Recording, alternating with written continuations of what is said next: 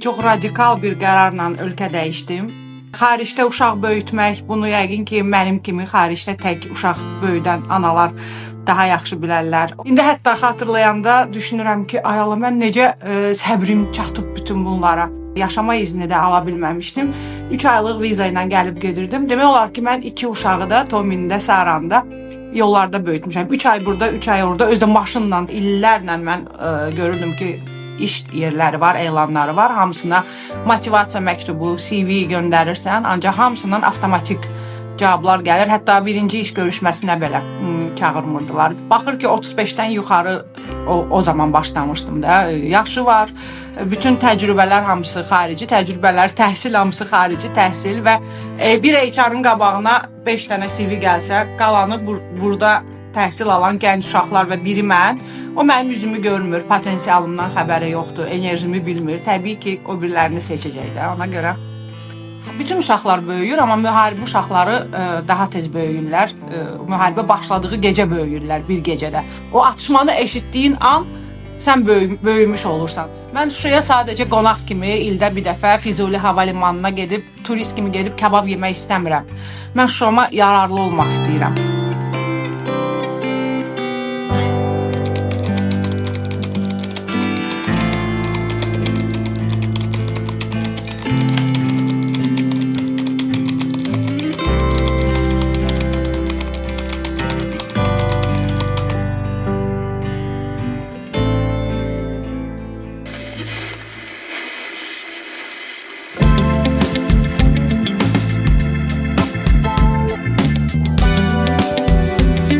Harda olmasından asılı olmayaraq Azərbaycanca danışan hər kəsə salamlar. Podcast növbəti 14-cü epizodu ilə yayımdadır.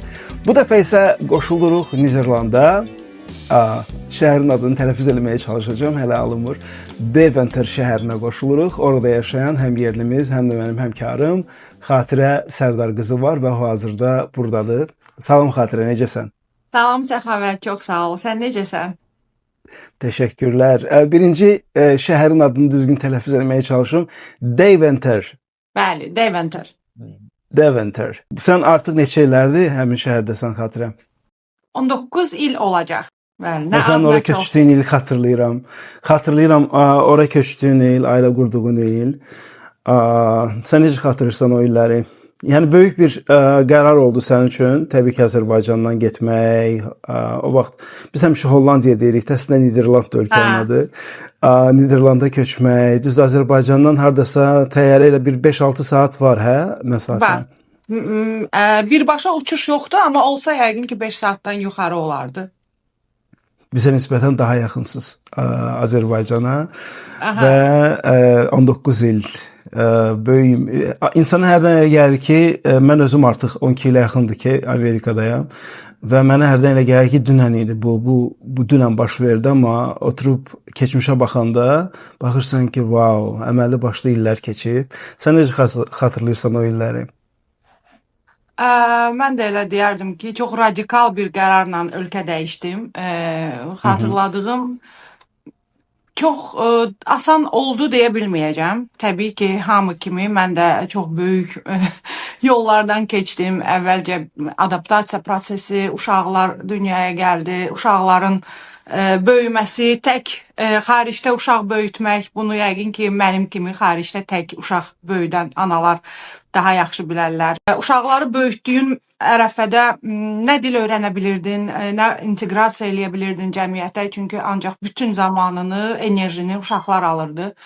Daha sonra dil öyrənmə prosesi başladı, imtahanlar, dövlət imtahanı, pasport, ondan sonra iş axtarma. Yəni çox uzun, məşəqqətli bir yol idi. İndi hətta xatırlayanda düşünürəm ki, ay Allah, mən necə səbrim çatıb bütün bunlara. Hətta mən o vaxt oturum izni də, yəni yaşama izni də ala bilməmişdim. 3 aylıq viza ilə gəlib gedirdim. Demək olar ki, mən 2 uşağı da Tomində, Saranda yollarda böyütmüşəm. 3 ay burada, 3 ay orada. Özdə maşınla təsəvvür elə. Yəqin xatırlayarsan o vaxtları danışırdıq da. Uşaqlarla, maşınla 5000 kilometrə qədər yol gəlirdi. O zaman quru sərhədləri açıq idi. Gürcüstandan Azərbaycana keçə bilirdik. Yəni demək olar ki, uşaqları yolda böyütmüşəm. Kaskadyor olmuşdum da. Bu qabaq sizə oturacaqdan arxaya keçib birinin pampersini dəyiş, o birinə yemək verir, təzədən qabağa keç. Yəni çox çətin idi. Amma gözəl xatirələr yaranıb görürsən. 20 ildən çoxdur mən səni tanıyıram, Xatirə, biz bir-birimizi tanıyırıq. Mən bilirəm ki, izləyicilər səni tanıyırlar, amma yenə də xatırladım. Xatirə əslində Azərbaycanlı televiziya rejissorudur. Sən televiziya rejissoru olaraq ümumiyyətlə işə başlamışsan. Bəli, rejissor olaraq başlamışdım ABA televiziyasında. Aparıcılıq sonra başladı. Sonra başladı, aynı. Birinci rejissorluqdur və sən Bakı İncəsənət Universitetini bitirmisən, rejissorluq fakültəsini bitirmisən.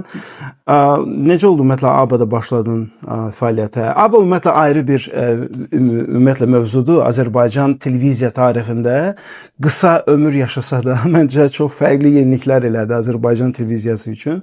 Və orada işləyənlər üçün çox böyük izlər buraxan bir telekanal idi. Bəli. Sən necə gəldin ABA-ya?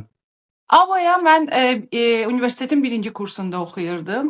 Rəhmətli atamın bir tanışı var idi, Aydın əmi. O kinostudiyada cizgi filmləri redaksiyasının direktoru işləyirdi. Mənim də həmişə televiziya sahəsinə həvəsim olub, Səxavət. Həmişə televiziyanı çox sevmişəm. Sadəcə o zaman universitetə verəndə sənədlərimi televiziya yox, dram rejissorluğu fakültəsinə girmişdim. O zaman konkurs çox idi. Xalam orada işləyirdi və dedi ki, əsas qəbul ol, qabiliyyət imtahanından falan keçdikdən sonra testdən keç, bir ildən sonra dəyişib televiziya rejissorluğuna keçərsən. Televiziya rejissorluğuna keçmək təbii ki istəyirdim, ancaq mənim o zaman sənət müəllimim, rejissor aktyor sənəti müəllimim Cənnət Səlimov olduğuna görə və dərslər çox maraqlı olduğuna görə rejissor aktyor sənəti dərslərimiz dəyişmək istəmədim və düşündüm ki, elə birinci kursdan televiziyada işləyərəm, həm teatr bilərəm, həm televiziyada təcrübə qazanaram. Atamın o dostunun vasitəsilə Aqil Emquliyev o vaxt ABA-da işləyirdi. Onun vasitəsilə ABA-ya gəldim. İlk olaraq Vüqar Vəliyevin assistenti sınaq müddətində 3 aylıq onun assistenti işləyirdim. O zaman onun 3 proqramı var idi. Duel Duet, Kontra, biri Nərgiz Cəlilova aparırdı, birini Dilarə Əliyeva aparırdı. Bir də özü apardığı Duel Duet. O 3 verilişdə də rejissor assistenti kimi başladım. 3 aydan sonra ştata götürüldüm. O Duel Dueti mənə verdilər. Mənim səsimlə artıq həm aparırdım, ancaq orada adamın özü görünürdü, aparıcının. Ondan sonra onlayn verilişi var idi. İlk dəfə olaraq Azərbaycan teleməkanında xarici dünya ulduzları ilə telefon vasitəsilə danışmaq, belə studiyanın bütün hər şeyini studiyanın özüm qurmuşdum. İnanırsınız, ustalarla belə gedib axşamlar işləyirdik. Burada bu olsun, orada o olsun. Anar aparırdı o verilişi də. Rafet Elroman Bakıya birinci dəfə gələndə mənim elə həmin o onlayn verilişimin qonağı olmuşdu. Çox maraqlı, qısa bir illik bir təcrübə keçmişdim. Çox böyük təcrübə idi ABA mənim üçün. Orada həm rejissorluq dediyim kimi, həm aparıcılıq da eləmişdim. Üzüm görsəm məsələ. Hətta bəzən anonsları səsləndirəndə belə Elruz işləyirdi orada. O mənə demişdi, "Vau, sən nə yaxşı efirə düşən səsin var. Bunu istifadə eləməliyik." Ondan sonra digər kanallara gəldik. ABA bağlanandan sonra Lizerdə başladım işləməyə. Lizerdən sonra INS-ə gəldim. INS-də məsləhət bildilər ki, efirə çıxmalıyam. İç xəbər proqramı ilə efirə çıxdım və elə də efirlə də davam elədik. Elə bizim tanışlığımız Lizerdən gəlir. Lizerdən başlamışdı. 20 ildən çoxdur, mən səni tanıyıram. 26 ildir, 2000-ci il idi. 26 ildir. Xatırlayıram. İç xəbərdən səni xatırlayıram. Tamamilə başqa bir era başladı da sənin üçün. Çünki xəbərlər, özdə iç xəbər çox populyar idi o zamanlar. Bəli. Xatırlayıram, hamı iç xəbər izləyirdi. Çünki hamı öz problemlərini orada həll edə bilirdi, həllini orada tapırdı. Bizə həm məmurlar izləyirdi, həm normal izləyicilər. Hamı izləyirdi. Və sonra desən elə INS-dən dərhal sonra da sən köçdün Niderlanda, ailə qurdun və köçdün. Yox, INS-dən mən Türkiyəyə getmişdim. Mən xatırlayırsan. O anları unutmamalıyam. 1001 gecə serialı. 1001 gecə serialı. Bəli, mən Türkiyəyə getdim. Türkiyəyə necə gedib çıxdın sən o vaxt? Həmin o serialın çəkiliş qrupunda sən yer alırdın. Bəli, orada da bir 6 aylıq təcrübəm oldu, işləmə təcrübəm. O vaxt INS-dən çıxandan sonra biz Aytən, tanıyırsan, Amerikadadır. Aytən, Fidan, mən, üçümüz də Türkiyəyə getdik. Hər fərqli yerlərdə işləməyə başladı. Mən orada əvvəlcə Türkcell İpək Yolu Kanal 7-də orada işləyirdim. Sonra Qüdrət Sabancı ilə tanış oldum bir belə evenentlərin birində. Ona dedim ki, mən istəyirəm. O vaxtda Məlahət Abbasova da bizim Azərbaycanlı aktrisamız da o seriala çəkilirdi. Mən dedim ki, bəs mən də Azərbaycanlıyam. Çox belə həvəslə tanış olduq. Və dedim ki, mən gəlib serial mühitini görmək istəyirəm də. Mən də televiziya sahəsindəyəm, amma çox maraqlıdır buradakı seriallar necə çəkilir. Bir gün məni çağırdı ki, setə gəl. Məlahət xanımın da olduğu setə. Bərgüzarın evinin səhnəsi Bəyoğlu'nda çəkilirdi. Ora getdim. Orada tanış olduq hamı ilə, bütün o ekiblə. Sonra dedim ki çok istəyərdim burada işləmək falan. Çıxdım getdim. Bir həftədən sonra gördüm Qüdrət bəydən bir mesaj gəldi. Hala bizimle çalışmak istiyor musun? Böyle bir şey yazmıştı. Ben de kızlarla oturmuştuk evde. Ev arkadaşlar deyirlər də, Türklər onlarla. Dəli oldum. Qüdrət bəy mənə mesaj yazıb. Yazdım ki əlbəttə istəyirəm. Dedi yarın o zaman istefanı ver də gəl. Çünki onun bir assistenti, 5 rejissor assistenti var idi orada. Biri ayrılırdı işdən. Mənə yazdı. Məmnuniyyətlə qaça-qaça getdim. Və 5 aylıq da orada bir iş təcrübəm oldu. Onlarla işlədim. Onda gəl biraz danışaq Min bir gecə serialından. Min bir gecə serialı da oradan çox səda doğurmuşdu. Azərbaycanda izlənilirdi. Məsələn, Türkiyə xaricində bir çox ölkələrdə izlənilirdi. Və çox maraqlı bir professional iş ortaya qoydular və səhnə arxası, o kadr arxası anlar çox maraqlıdır. Necədir ümumiyyətlə o dövrün serial çəkimləri, film çəkimləri, Türkiyə ümumiyyətlə ayrı bir production qoyur ortaya. Tamamilə belə çox professional şəkildə, yüksək səviyyədə həyata keçirirlər. Mən bizim Azərbaycanlı aktyorlarla da danışanda, hər zaman rejissorlarla da danışanda görürəm ki, hələ Azərbaycan o Türkiyənin o belə deyək də təcrübəsini əldə eləməyib. Təəssüflər olsun ki, istər çəkiliş prosesində mən özüm də film serialda çəkilmişəm və necə əziyyətlidir o çəkiliş prosedurları, prosesləri. Biz hətta olur ki, bəzən 24 saat çəkilirdik, xatırlayıram. Bəzi səhnələrimiz olurdu. Çaqqal Nəfəsi serialı var idi. Bilmirəm hansı kanalda yayımlanırdı vaxt. Mən orada çəkilmişdim və xatırlayıram ki, biz gecə məsələn saat 4-də 5-də çəkilişlər eləyirdik. Müəyyən səhnələr o saatda çəkirdik və nəticə olaraq aktyorlar da görürsən ki, heç gecə yuxusuz qalırdılar, bu səhnəni oynamalısan. Orada da uzun çəkiliş günlərimiz olurdu. Məsələn, gecə saat 2-yə 3-ə qədər çəkiliş günlərimiz olan vaxtlar olur, xatırlayıram. Ancaq o qədər deyil, 24 saat təbii ki qalmırdıq. Mən bir şey deyim Səxavət, hər şey bütün hallarda maddiyyatın əlindədir. Yəni maddi cəhətdən büdcə nə qədər böyükdürsə, serial və yaxud da gördüyün iş o qədər keyfiyyətli olacaq ki, o büdcənin də hamısı sərf olunmalıdır məhz o işə, yəni başqa sahələrə yox. Orada mən onu bilirdim ki, yəni orada ən çox təəccüb elədiyim, məsələn, rejissor bugün deyirdi ki, sabah mənə vertolyot lazımdır, helikopter lazımdır. Yuxarıdan İstanbul görüntüsü çəkməliyəm. Orada ekip var idi da, cast ekibi, onlar o işlə məşğul idilər, production'ın ekibi idi onlar. O bir də 10 dəqiqədən sonra həmin oğlan gəlirdi. Tamam hocam hazırdır. Sabah saat 11'də helikopter sizi filan yerdə gözləyir. Yəni bir anlıq orada bir də o kiralama helikopterlər də çox yayılıb da, yəni kiralayıb tur da ata bilirsən. Anında ora zəng vurur. Yəni xüsusi icazə 3 gün əvvəldən məktub yazmaq yəni bu bürokratik əngəllər də yox idi. Zəng eləyirdi, pulunu verirdi, helikopteri kiralayırdı və həmin gün o çəkiliş olurdu.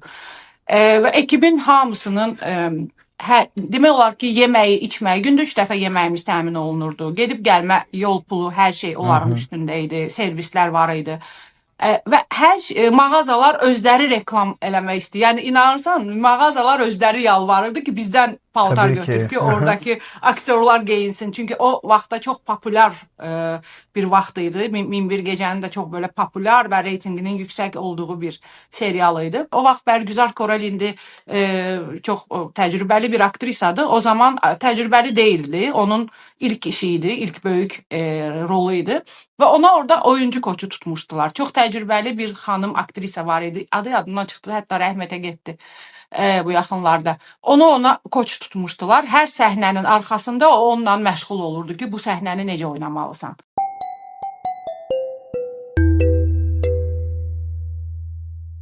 Və nəhayət ki, ondan sonra başladı Niderland həyatın.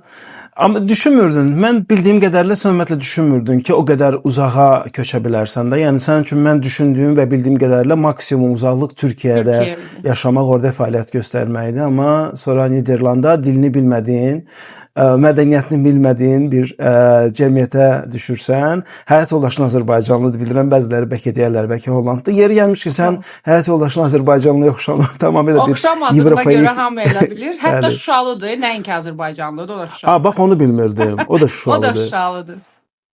Və oraya gedəndən bəri, sən Niderlandda olduğun vaxtdan bəri televiziya fəaliyyəti ancaq Real TV-nin müxbiri kimi işləyirsən və bildiyim qədərilə. Amma başqa orada yerli kanallarda mı deyim, yerli informasiya agentliklərində jurnalist kimi fəaliyyətin olurmu bu illər ərzində? Və ya serial çəkilişlərində filan? Yox, serial yox, balaca bir klip çəkilişində iştirak eləmişdim və da Deventer televiziyası, bizim elə şəhərin televiziyası. O vaxt dil stajı üçün mən dil kursuna gedəndə yer lazım idi. Hamı gedib özünə staj yeri axtarırdı ki, orada kommunikasiya eləməyə. Mən də gedib Deventer televiziyasını tapmışdım, onlarla danışmışdım. Orada dil stajı kimi başlayıb, sonra könüllü iş kimi davam eləyən orada da bir sərgüzəştim oldu.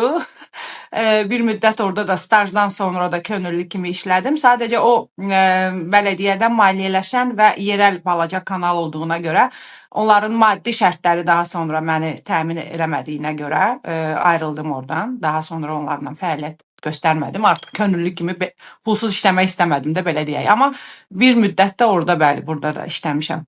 Amma daha sonra buradakı böyük televiziya kanallarına təəssüflər olsun ki, yox, alınmadı, mümkün olmadı. Yəni burada əgər bizdə ona tanışdıq deyirlər, Niderlandda network deyirlər. Əgər o televiziyanın içində Burada da networking çox vacibdir. Hər yerdə networking. Networking yoxdursa, səni yəni girə bilmirsən onların arasında. Məsələn, onlayn şəkildə mən baxırdım da, illərlə mən görürdüm ki, iş yerləri var, elanları var. Hamısına motivasiya məktubu, CV göndərirsən, ancaq hamısından avtomatik cavablar gəlir. Hətta birinci iş görüşməsinə belə çağırmırdılar. Biraz da onu da başa düşməyə çalışırsan ki, baxır ki 35-dən yuxarı o zaman başlamışdım da. Yaşı var, bütün təcrübələr hamısı xarici təcrübələr, təhsil hamısı xarici təhsil və bir HR-ın qabağına 5 dənə CV gəlsə, qalanı burada təhsil alan gənc uşaqlar və biri mən, o mənim üzümü görmür, potensialımdan xəbəri yoxdur, enerjimi bilmir. Təbii ki, o birilərini seçəcək də. Ona görə network çox önəmlidir. Xatirə, böyük oğlunun neçə yaşı var? Yəni 2 övladın var, bir qızın, bir oğlun. Bəli. Sara balacadır, Tommy böyükdür. Bəli. Tommy 18 olacaq artıq. Allah saxlasın. Çox sağ ol. Onların sahəsi nədir? Seçim eləyiblər, hansı sahəni seçəcəklər? Tommy hələ dəqiq bilmir. Onu gözləyirik, görək nə qərar verəcək. Tommy uşaqlıqdan biraz qərarsız uşaq idi. İdman növlərində də elə idi. Bir gün cidoya getdi, bir dəfə üzgüçülüyə istədi, sonra istəmədi. İndi idman olaraq hələ ki skateboardla skating eləmək hobisidir, ən böyük. Ən böyük vaxtını ora sərf eləyir hələ ki. Amma hələ tam qərar verməyib Tommy. Sara isə tibb sahəsini seçib, ora istəyir. İnşallah görə. Burada biraz çətindir və uzun məşəqqətli yoldur. Özü demiş, əgər həkim olmaq istəyirsə 35 yaşına qədər oxumalıdır. Amma inşallah görək.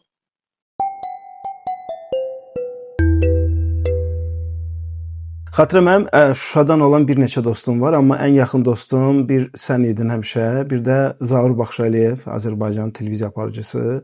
Biz uzun illər, dostluğumuz illərində həmişə Şuşadan danışırdıq. O danışardı, mən dinləyərdim və belə həmişə həvəslə gözləyərdim ki, bir gün gələr və mən mütləq Şuşanı gedib görəcəyəm. Səninlə danışırdıq, sən həmişə Şuşadan, Şuşa həyatından danışırdın. Bu günlərdə elə bu müsahibəyə hazırlaşanda sən 28 adlı qısa filmini izlədim YouTube-da və biraz çox təsirləndirdi məni. Təsəvvür eləyirəm. Çünki mənə Zaur da o vaxt danışanda, sən də danışanda, yəni birdən-birə o uşaqlıq, o xoşbəxt uşaqlıq, müharibə başlayır, Şuşa işğal olunur, insanlar öz vətənlərindən didərgin düşürlər. Amma uşaqlar üçünsə bu həmişə başqa bir travma olub da. Yəni böyüklər arası anlayan insanlardan, amma uşaqlar isə anlamırlar, nə baş verdi birdən-birə və nə yaxşı və çox şükürlər olsun ki, biz bugün bu torpaqlara ayaq basa bilirik və orada quruculuq işləri yenidən bərpa olunur və mən görürəm o qədər də yaxşı sürətli gedir və xüsusilə də Şuşa o qədər gözəlləşib.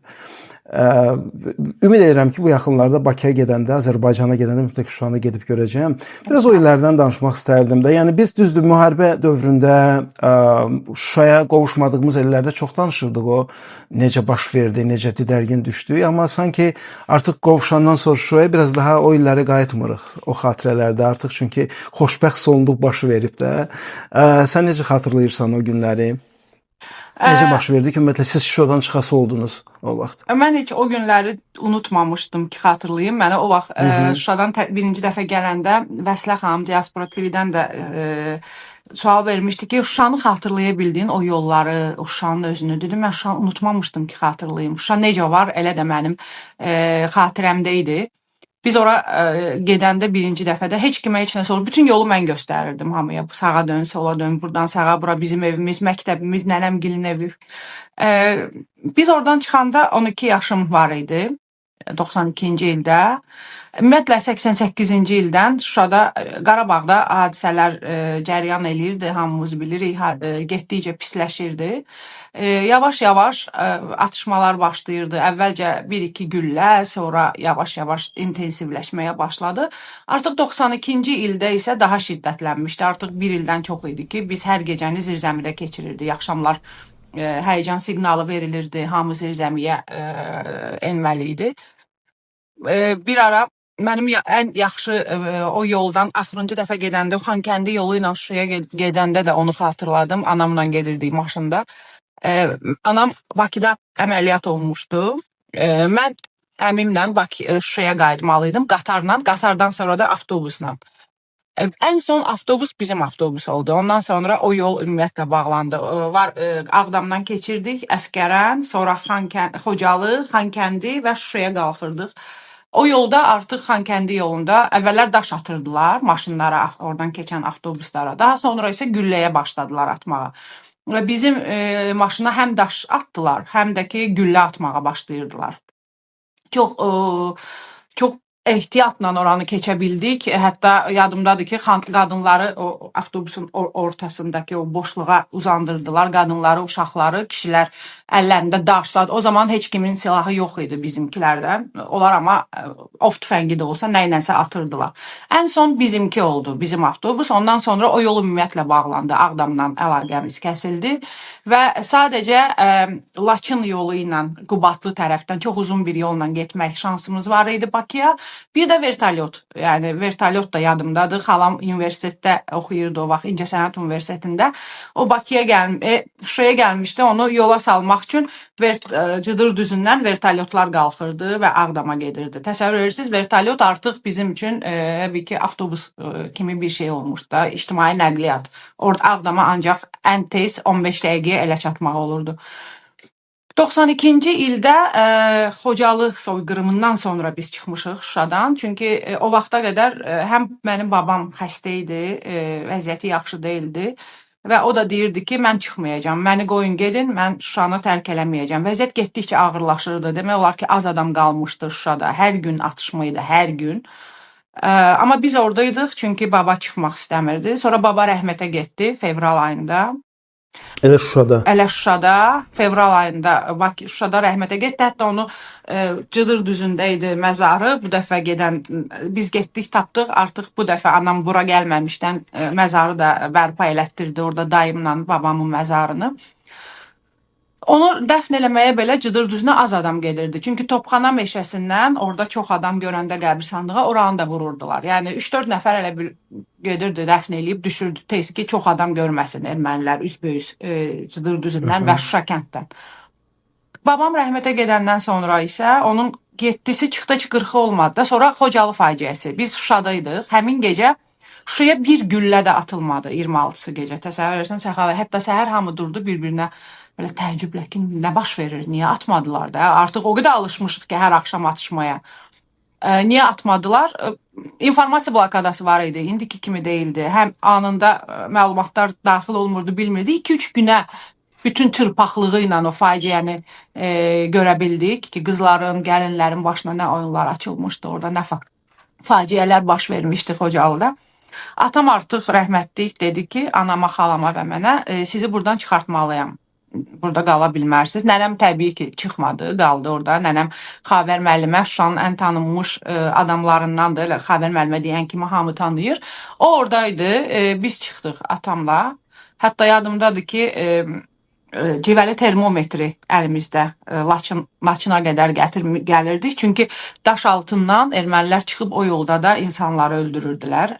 Ondan bir neçə vaxt əvvəl atamın dostunu bütün ailəsi ilə bir yerdə, bir ailədən 5 nəfəri, hətta xanımı da hamilə idi, qarnındakı uşağı da belə yəni çox dəhşətli bir faciə olmuşdu. Elə o yolda, Daşaltı yolunda.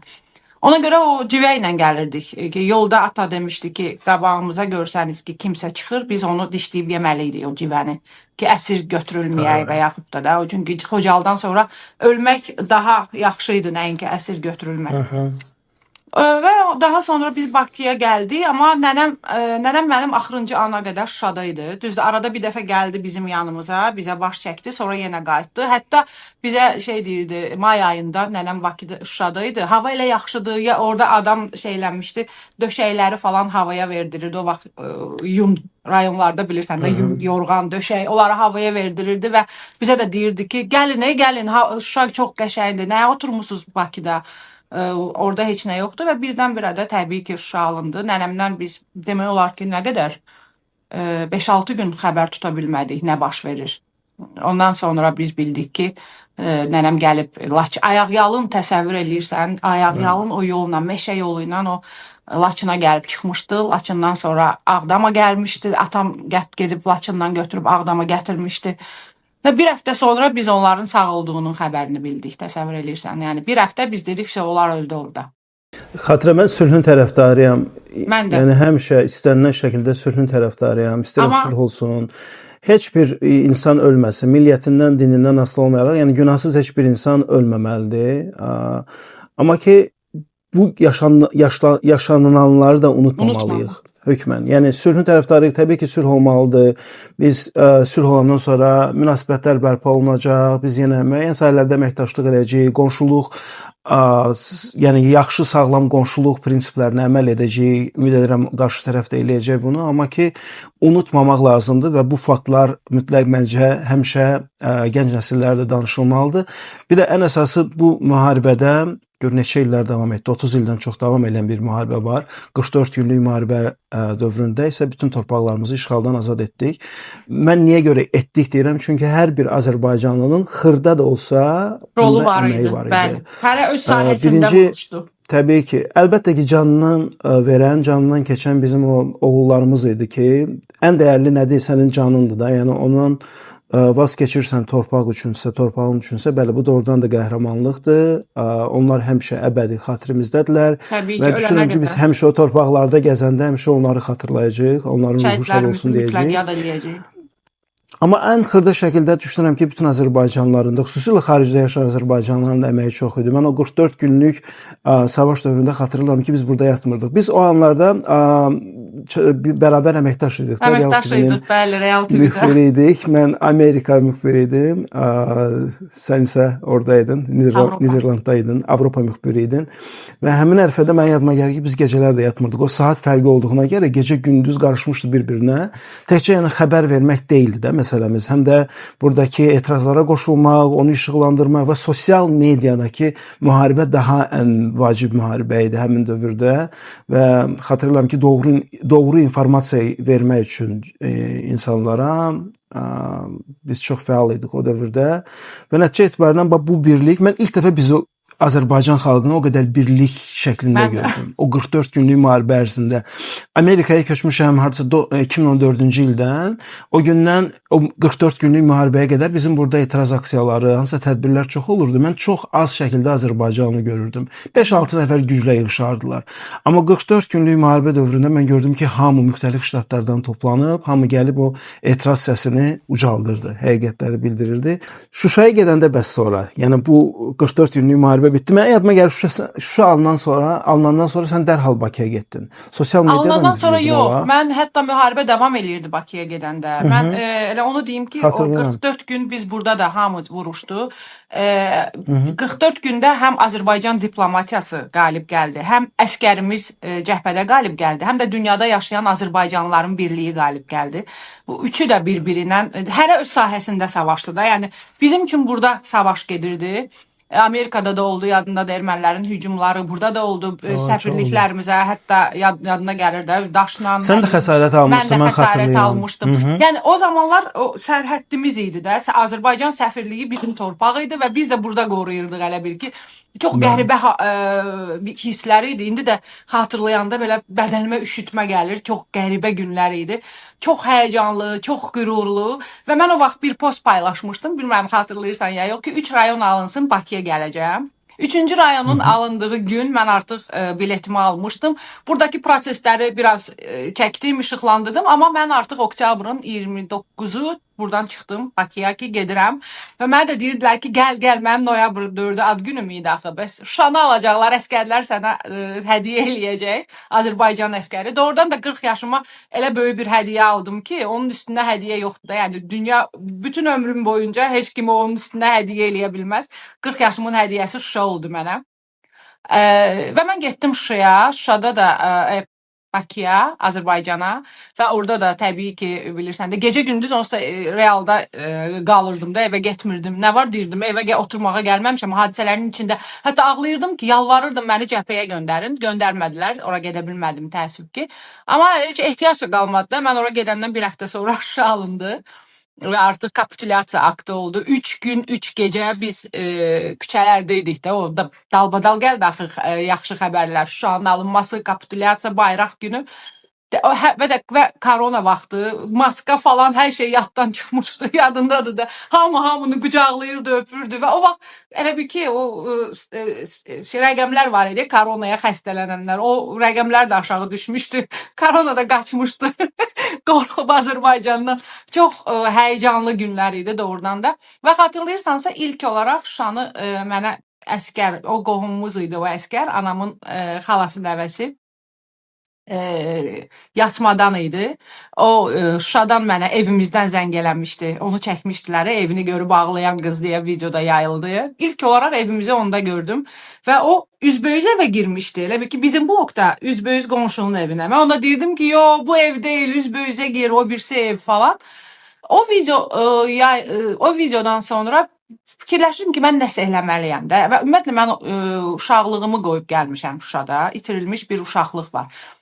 Bütün uşaqlar böyüyür, amma müharibə uşaqları daha tez böyüyürlər. Müharibə başladığı gecə böyüyürlər, bir gecədə. O atışmanı eşitdiyin an sən böyümüş olursan da. Yəni o qorxularla inanılmaz idi. Şuşadan mən gələndən sonra Bakıya çox pis vaxtlar idi onda da. Evin yox, məktəbin yox, heç bir şeyin yox. Və Şuşaya bir iki dəfə gedəndə elə əskər maşınında, əskər buşlatından getmişdim.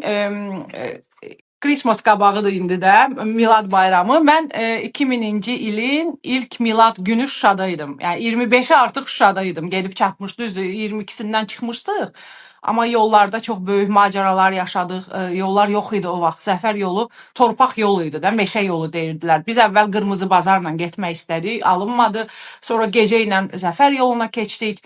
Özü mən o vaxt gizlin gedirdim, icazəsiz falan, xahiş eləmişdim, aparırdılar məni. Əskər buşlatında təsəvvür etsən, əskər maşınında arxada spalni deyilən yer var, orada oturursan, atlanıb düşür, yol yox, təsəvvür etsən, nə bilim, yolda bir-iki dəfə aşma təhlükəsi yaşadıq. Ondan sonra dəydik divara, qayaya, çöndü maşınımız, üzü o bir tərəfə dayandı. Təzədən qayıtdıq Hadruta, bir gecə Hadrutda qaldıq. Yəni elə macəra ilə getdim ki, onsuz da həmişə deyirəm ki, mən ora normal getsəydim, mənə onsuz belə bu qədər ləzzət eləməzdim. Mütləq o cəfasını çəkməliydim ki, səfasını sürəndə orada qoyub gəldiyim uşaqlıqdan utanmayım. Şuşaya gedib çatdığımız gecə saat artıq neçə idi? 2-də gedib çatdıq. Təsəvvürsə 3 gün idi, yoldaydıq. Gecə saat 2-də gedib Şuşaya çatdıq və o dəhşətli gecə idi. O videolar da var. Mən hətta çəkirəm əskər maşınında, deyirəm ki, buradan sağa, buradan sola, belə get, buradan nənəmgilin evi, Mamayi bulağı. O Mamayi bulağı mənim həmişə yuxularıma girən bulaq idi və o 12 yaşında xatirəni elə orada qoyub gəlmişdim. Gedən kimi də ilk getmək istədiyim yer birinci elə Mamayi bulağı və nənəmgilin məhəlləsi oldu. Düz nənəmgilin məhəlləsindən heç nə qalmayıb. O məhəllə yerlə yeksandır. Heç daş üstə belə qalmayıb orada. Amma bizim evimiz dururdu, binamıza getdim, evimizə girdim. Yəni nə bilim, dəhşətli anlar idi, amma çox gözəl anlar idi. Çox qürur verici anlar idi. Şuşaya mən ilk gedəndə 2020-ci ildə elə bildim ki, zaman maşınına oturmuşam Səxavətdə. Qayıtdım 92-ci ilə. Heç nə dəyişməmişdi də. Yəni ermənilər daş üstə qoymamışdılar Şuşada. Heç bir abadlıq bərpa işi görülməmişdi. Necə var idi, elə də qalmışdı. Gerçekten elə bildim ki, mən zaman maşınındayım və 92-ci ilə qayıtmışam. Amma bu il artıq yenə ən gözəl bayramı, Novruz bayramını Bakıda, Şuşada keçirmək üçün getdim. Doğrudan. 2025-də Şuşada oldu bayramda, Novruz bayramı. Bayramda, hə, çünki artıq köç oldu Şuşaya və Şuşalılar köçdü. Şuşada Şuşalılarla Novruz bayramını keçirməkdən daha gözəl bayram ola bilər? Təbii ki, yox. Yenə durdum, getdim, orada yaxşı da bir çəkiliş elədik. Torba atdım, ən böyük arzum idi. Şuşadan gələndən sonra heç kimə papaq atmaq deyirlər. Biz də papaq atmırdıq. Qarabağda torba atırlar. Torba atdıq, nə bilim, qulaq falına çıxdıq, bayramlaşdıq. Ən gözəl 33 ilin ən gözəl bayramını Şuşada keçirdim və sonra qayıtdım. Təzə Şuşa mən daha çox sevdim. O acı xatirələri elə bil unutdum. Yəni təzə Şuşanı daha çox sevdim. Yaralar sağalır biraz yavaş-yavaş sanki. Həyat qayıdır, o körpələr məktəbə gedirlər. Təsəvvürsən onu çəkmişdik. Avtobusla uşaqlar qaça-qaça gedir məktəbə. Yəni bildiyin həyat qayıdıb Şuşaya. Çox maraqlıdır və xatirə olurmu elə bir an ki, deyirsən, bəlkə gedim orada yaşayım, Şuşaya köçüm? Olur, yox, hər anım onunla bağlı. O qədər müraciət var ümumiyyətlə elə bir plan var? Yəni qayıdış düşünürsən? Əlbəttə, anamın hələ ki ev verilməyini gözləyirik. Növbəti köçlərdə inşallah. Yəqin ki, anamın da növbəsi çatacaq. Onu gözləyirik. Mən ümumiyyətlə Şuşadan gələn gündən cənab prezidentə müraciət eləmişdim, məktub da yazmışdım ki, hələ orada bərpa işləri gedirdi də. Bərpa yox, hələ təmizlənmə işləri, yəni o ermənilərin o tökdüklərini yığışdırma işləri gedirdi. Onda belə yazıb xahiş eləmişdim ki, mən getmək istəyirəm Şuşaya. Mən oradakı o hətta təmizlik işlərində belə iştirak eləmək istəyirəm və mən bunu doğrudan da çox səmimiyyətimlə istəmişdim. Səxavət, bayaq dediyim kimi, mən Şuşanın cəfasını çəkmək istəyirəm ki, səfasını gedib sürəndə utanmayım.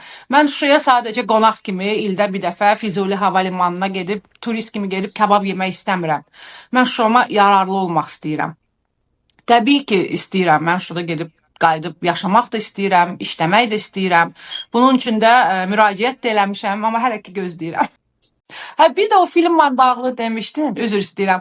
O filmi də elə Şuşa ilə danışmışkən, o filmi də niyə çəkdim? Dedin, bayaq ki, təbii ki, sülh yaxşıdır, amma tarix unutulmamalıdır. Mən də məhz elə ona görə o filmi çəkmək qərarına gəldim. Çünki Səxavət, mən 2 uşaq xaricdə böyüdürəm. Onlar burada yaşayırlar və ümumiyyətlə insan evladı biraz elə unutqandır və istəmədim ki, mənim uşaqlarım gələcəkdə hər şeyi unutsunlar. Təbii ki, mən onlar doğulandan bəri Xocalını onlara danışa-danışa, Qarabağı danışa-danışa böyütmüşəm, amma onlardan sonraki nəsillərə belə göstərə biləcəkləri biri var danışmaq, biri var göstərmək.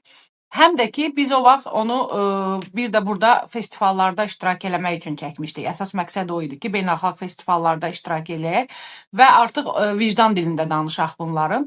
Təbii ki, biz düşünmürdük ki, bütün mükafatları biz alacağıq. Məqsəd də o deyildi. Əsas o festivallara göndərilmək idi. Təbii ki, bir çox festivala göndərilmişdik və bir çoxundan da cavab gəlmişdi. Konflikt filmi olduğuna görə keçmir, yəni final mərhələsinə keçə bilmir. Məqsəd də o idi. O seçim mərhələsində gör neçə adam baxır ona. Ən azından bir Əlbəttə. o baxanlar gedib bir Google-da bir axtarış verib Şuşanın nə hara olduğunu, Azərbaycan şəhəri olduğunu və orada da görürsən də Pənahabaddan başlayıb nağıl kimi danışan uşağın dilində Şuşanın tarixini danışırıq. Ona görə məqsəd o idi. Gələcəkdə unutmayaq, unutdurmayaq deyə. Hətta bizdən sonraki nəsillərə belə. Xatirət, təşəkkür edirəm sənə. Mən də. Uğurlar arzu edirəm bütün işlərində. Çox sağ ol, mən də sana. Ya Azərbaycanda görüşəcəyik, yəni biri baş verəcəkdə. Ya Azərbaycanda görüşüb birlikdə Şuşaya gedəcəyik, ya da ki İnşallah. elə Niderlanda. Ya da bura gələrsən mütləq. Bir gün planla da tətilini, Avropa turu. Çox şad oldum. Hər kəsə salamlar. Bayramınız mübarək olsun. Həmişə belə gözəl, şən, əhval-ruhiyyən həmişə yaxşı olsun. Təşəkkür edirəm. Mən də fürsətdən istifadə edib bütün xaricdə yaşayan azərbaycanlıların həm həmrəylik gününü, həm də yeni ilini təbrik eləyirəm. Həmrəyliyimiz daimi olsun, qələbəmiz də daimi olsun. Gözəl. Və bundan sonra mən də sadəcə bunu deyirəm. Bizi izlədiyiniz üçün təşəkkür edirəm.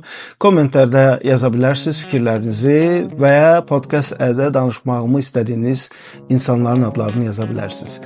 Daha bir podkast yekunlaşdı. Təşəkkürlər.